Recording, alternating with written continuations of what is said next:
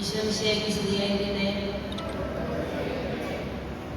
ഇന്ന് നിങ്ങൾക്കറിയാവുന്ന പോലെ നമ്മൾ ക്രിസ്തുവിന്റെ രാജ്യത്തിന്റെ പെരുന്നാൾ ആഘോഷിക്കണല്ലേ. നമ്മൾ പല രാജാക്കന്മാരെ കുറിച്ചൊക്കെ കേട്ടിട്ടുണ്ട്. ഇന്ന് നിങ്ങളുടെ മുന്നിൽ ഞാനൊരു രാജാവിനെ പരിചയപ്പെടുത്തുകയാണ്. തന്റെ പ്രജകളെ അത്യധികമായി സ്നേഹിച്ചൊരു രാജാവായിരുന്നു. രാജാവിന് തന്റെ പ്രജകളെ വിട്ടു പോകാനായിട്ട് ഒത്തിരി വിഷമമായിരുന്നു.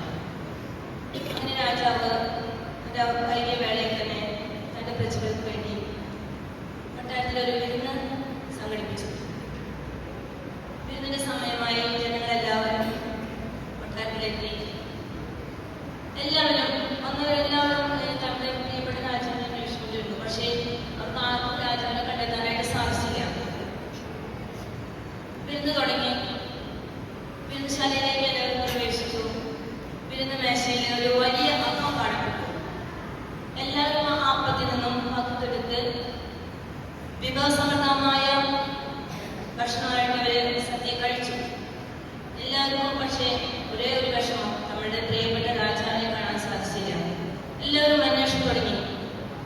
ആർക്കും നമ്മുടെ പ്രിയപ്പെട്ട രാജാവിനെ കണ്ടെത്താൻ സാധിച്ചില്ല. അവസാനം ജനങ്ങളുടെ നിർബന്ധപ്രകാരം അവിടുത്തെ കാര്യസ്ഥൻ ആ രഹസ്യം ജനങ്ങളോട് തുറന്നു പറഞ്ഞു. ഈ കാണുന്ന അപ്പം നിങ്ങളുടെ രാജാവാണ്. നിങ്ങൾ ഭക്ഷിച്ച അപ്പം രാജാവാണ്. നിങ്ങളുടെ കൂടെ ആയിരിക്കാൻ രാജാവ് സ്വയം അപ്പമായി മാറി. ഈ കഥയിലെ രാജാവ് നിങ്ങൾക്ക് ആരാണെന്നറിയാമോ? നമ്മുടെ ഈശോ തന്നെയാണ് ഈ കഥയിലെ രാജാവ്. സ്വയം അപ്പമായി മാറി നമ്മോടൊത്ത് ജീവിക്കാൻ ഇന്നും പരിശുദ്ധ കുർബാനയിൽ അപ്പമായി മാറിയവനാണ് നമ്മുടെ ഈശോ. ഒപ്പമാകാൻ അപ്പമായവനാണ് ഈശോ. അതേ കുരിശു മരണം വഴി ഈശോ നമുക്ക് വേണ്ടി ജീവൻ നമുക്ക് വേണ്ടി നൽകി സ്വയം അപ്പമായി തീർന്നു. ഈ രാജാവിനെ കുറിച്ച് നിങ്ങൾ ചിന്തിക്കാറുണ്ടോ?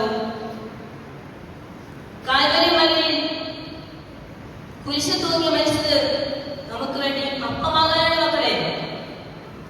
ജെറുസലേം നഗരയിൽ കൂടി കുരിശു ചുമന്ന് നടന്നു